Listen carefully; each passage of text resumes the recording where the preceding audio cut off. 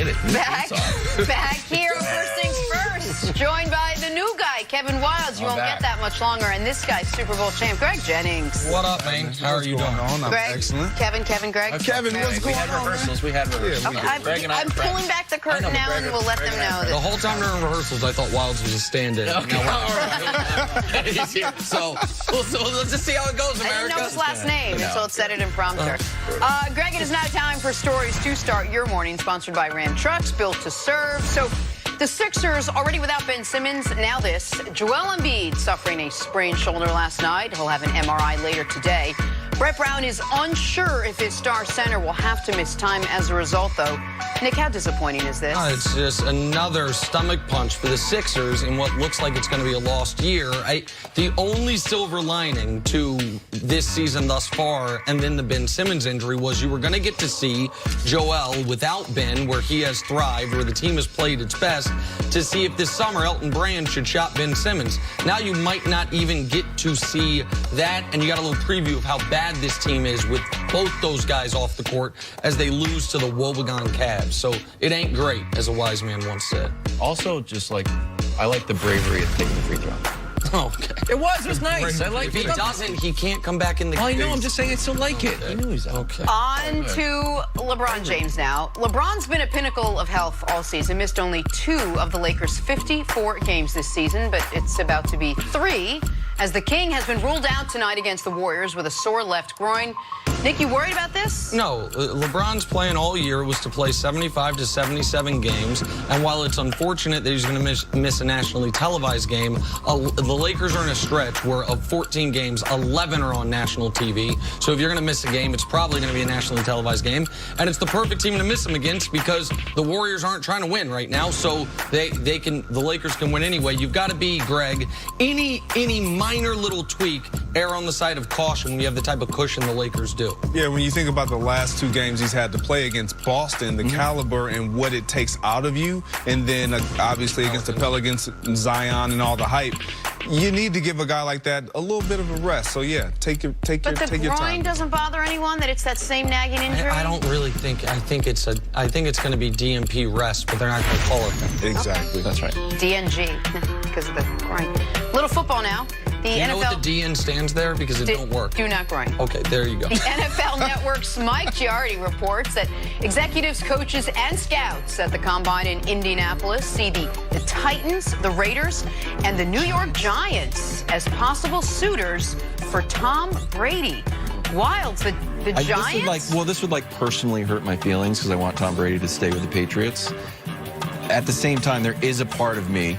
Everyone is a dynamic personality. You have different aspects.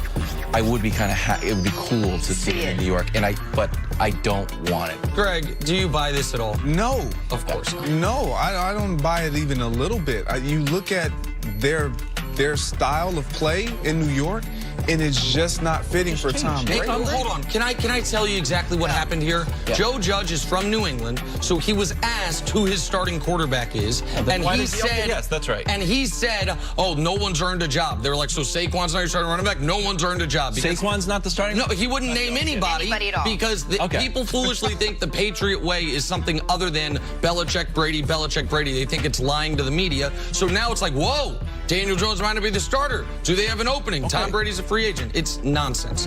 Just because Joe Judge... Why was I had to go through an emotional stew? Well, for no reason. It's called hazing, Wilds. It's called hazing. We're hazing the audience. Not me. It's funny. Chiefs GM Brett Veach has proven he knows how to put together a Super Bowl team, mainly because he just put together a Super Bowl team.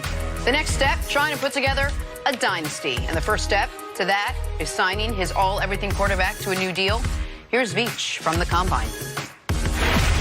I think the cool thing about Pat and his agent is they realize that, he's going to make a lot of money, but they also realize that, listen, no one operates in the sense of taking the extreme team discount, but Pat is also very cognizant of wanting to be in a place like Kansas City and win a lot of Super Bowls. Right. And there are some things to help the team, to make sure that there's always talent around him. So it'll take time. Yeah. It'll get done. Right. But he's one of those kids. He's a special kid, and his agent, they want to make sure he's surrounded with a bunch of talent.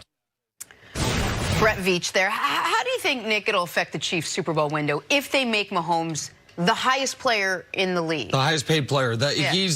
I mean, their window stays wide open as long as he's on the roster at any cost. There's no amount of money Doesn't too matter. much. Listen, they've got Tyreek Kelsey, both tackles, Tyrann Mathieu and Frank Clark, all locked up for the next few years. They have their core intact. And people are going to get sticker shock when Patrick Mahomes gets $40 million or more per year. But it is, go ahead, Wiles. No, I was interested in what Greg has to say, because I think that most sports fans, or I wouldn't say for most sports fans, I'll say just me. Like, I kind of check out once we have to start breaking out the calculators to become a sports fan. But Greg, I was interested in, like, when you're on the team, how does it affect the team? How does money and contracts affect the dynamic of a team? Have you ever felt like the dynamic of a team has been affected by contracts specifically, that it hurts you or helps you or makes you feel some kind of way? Well, as far as relationships, it doesn't hurt or affect relationships. But as far as a guy's mentality moving forward, I'll give you an example for myself. I knew I was coming up on a contract in Green Bay, my second contract, and my third contract. But I also knew Aaron was coming up, Clay was coming up, DJ Raji was coming up. And so when you start thinking that way, you start trying to see, okay, how do I fit in this puzzle? How do they fit in? Who's the most important piece? Who's younger? You start thinking about all those things. So what you're talking about is exactly right. When you have guys locked up already, and then you have your big piece of the puzzle to lock in, everything is good up until those guys are up again, and then that's when you start to concern yourself. But for right now, Nick is 100% correct. But this is a fake concern, because for two reasons. One is, I'm just curious, if a team calls the Chiefs, what do they have to offer for Mahomes in order for the Chiefs to have a meeting? In order for if the Cowboys call up and say, we'll give you Zeke and the entire offensive line, do the Chiefs even call a meeting? If the Chargers say you can have Joey Bosa, Derwin James, and 3 first-round picks, is that enough to generate a meeting, much less a trade? Maybe. Maybe that would be like, okay, we do have to at least discuss this. The Steelers say you can have Juju, Minka, T.J. Watt, or 2 picks. Okay, maybe Brett Veach is like, guys, do we need to discuss this? He is more valuable than, other than quarterbacks, the next 5 best players in the league, because he's the best player at the most important position. And the point I was going to make about the $40 million is it's not $40 million. While you're a fancy guy who's had a lot of fancy jobs, you eat a lot of fancy steakhouses. You go to a steakhouse. Sure. The cheapest steak on the menu is $56. The one you really want, the bone-in filet, is $68. That's not a $68 steak. It's a $12 steak, because get in the door is $56. You are anchored at $56. In a league where Kirk Cousins makes $28, you are anchored at $28. So is Patrick Mahomes worth $12 million? Is he worth a 1 Pro Bowl nickel corner more than Kirk Cousins? Of course he is. So the sticker shock is meaningless. Like, you are screwed if you pay Jared Goff. You are screwed if you don't pay Patrick Mahomes. He's going to become the highest paid player ever, and he's going to be well worth it, because he's worth 3 or 4 Pro Bowl level players. I like that. He's not even worth the conversation to discuss for trade value. That's a second conversation. I wouldn't even talk about it. I'm talking about Derwin James. I wouldn't take any.